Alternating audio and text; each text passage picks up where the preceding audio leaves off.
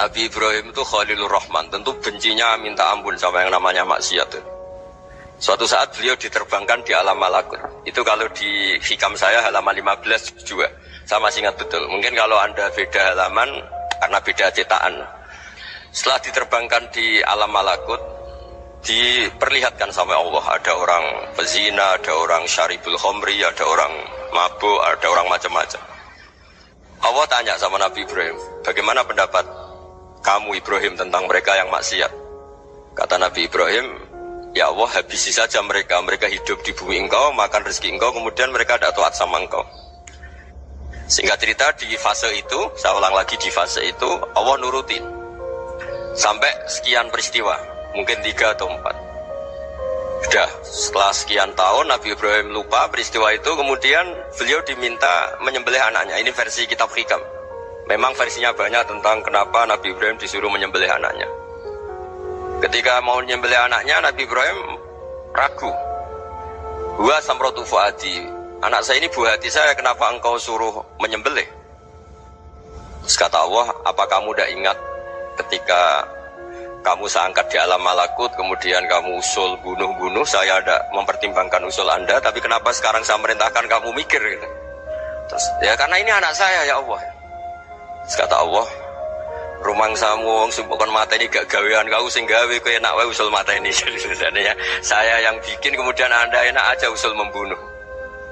Semenjak itu Nabi Ibrahim itu di eranya itu asfaqun nas, orang paling sayang sama manusia. Karena kadang kita keras itu ya kebetulan tuh udah anak kita, ada keluarga kita. Cara orang Jawa itu kan gitu ya, kalau ada perempuan terus macak yang macam-macam pakai sepeda motor cowok, terus wah itu luput suwuk, semoga-moga gini. Tapi setelah dikasih tahu, niku ponakane jenengan, semoga-moga selamat. Jadi jangan-jangan kemarin Ahlil Ma'asi itu kebetulan tuh udah keluarga kita. Kalau keluarga kita yang pernah salah pada kita, semangat kita mintakan maaf. Jangan-jangan kita didikte hukum sosial gitu. Jadi orang yang salah, kebetulan tuh orang yang menservis kita, atau keluarga kita, atau orang dekat kita. Jangan-jangan semangat kita mintakan ampun. Tapi kalau sama orang lain, kebetulan musuh kita semangatnya minta itu kena adab. Nah ini yang nggak boleh dalam Islam. Islam mengajarkan niru Rasulullah SAW, Nabi itu rahmatal lil alamin. Bahkan kemarin saya ngaji virtual sama beberapa habaib. Ada Habib Ali Al-Jufri dari Mesir, ada Habib Alwi dari Kuitang, ada Habib Nabil Al-Musawa. Dari sekian habaib itu saya masih ingat diantaranya yang didawuhkan rahmatan lil alamin itu ketika Nabi adzahu qaumuh, disakiti oleh kaumnya, dan mereka masih kafir semua. Itu mereka dapat doanya Nabi, Allah mahdi qaumi fa innahum la ya'lamun. Kayak apa baiknya Nabi, orang yang menyakiti, yang melukai, tapi Nabi masih berdoa, Allah mahdi qaumi fa innahum la ya'lamun. Sayyidina Umar dapat doanya Nabi itu yakhina kana kafiran, ketika masih kafir didoakan, Allahumma aizzal Islam bi Umar. Itu ketika masih kafir. Itu pelajaran bagi kita bahwa yang sedang tidak cocok pun itu berdapat doa kita. Ya doa supaya kondisi kita baik, hari tambah baik. Karena agama ini, saya berkali-kali bilang, limangkan yarjuwa wal yawmal akhir. Agama ini diperuntukkan bagi yang selalu punya harapan pada Allah Subhanahu wa Ta'ala. Saya cerita muhasabah ini tentang hubungan kita dengan Allah. Di Indonesia itu banyak orang fasik, banyak orang nakal. Ya di mana-mana orang nakal itu ya mayoritas, wa aksaruhum fasikun. Tapi berkahnya harapan. Mungkin saya kira nakal sobenda, mungkin saya kira sholat soben sholat, mungkin sekarang belum sakho, belum dermawan, suatu saat dermawan.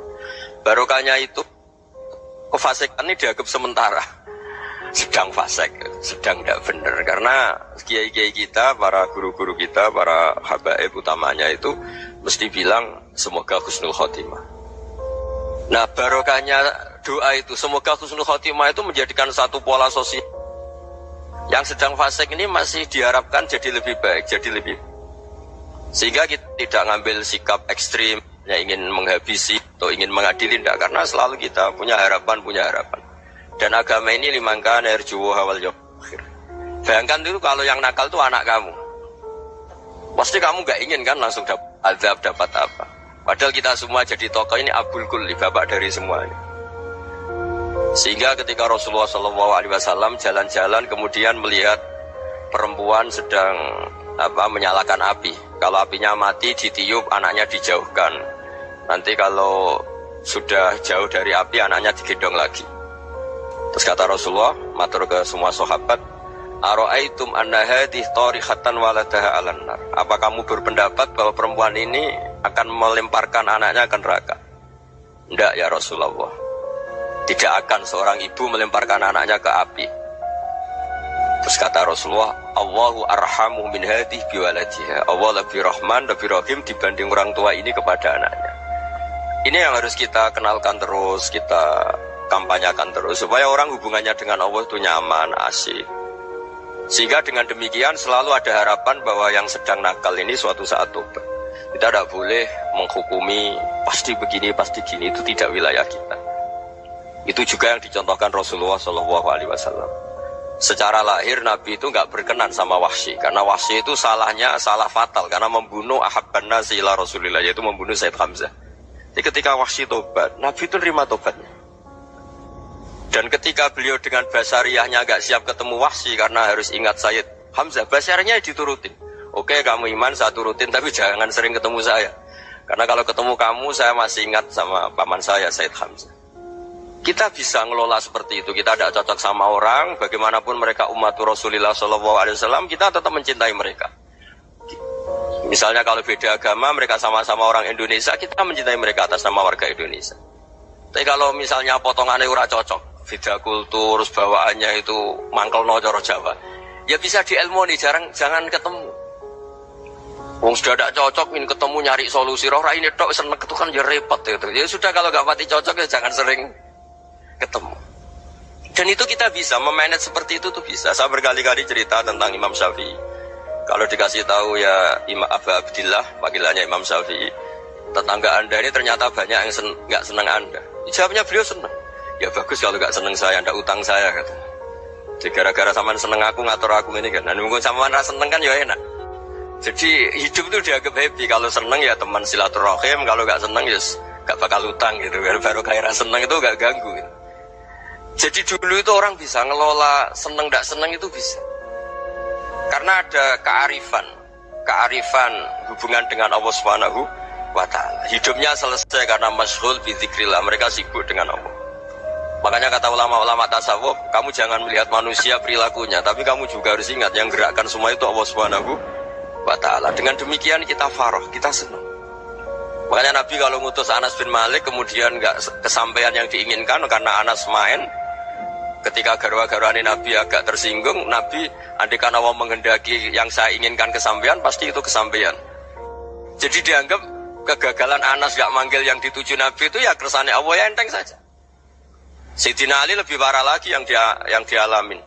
Itu dalam beliau kalau dipanggil itu gak cepat-cepat ke sana. Ketika ditanya, kenapa kamu tak panggil gak cepat ke saya? Amin tu ukubatak, karena aku tahu engkau orang baik. Orang baik itu pemaaf. Jadi makanya orang-orang soleh dulu itu bodoni itu. Makanya sekarang kalau ada orang bodoni itu mesti bidik orang soleh. Kalau orang-orang soleh itu kakean husnudzon, akhirnya sering dibodonin.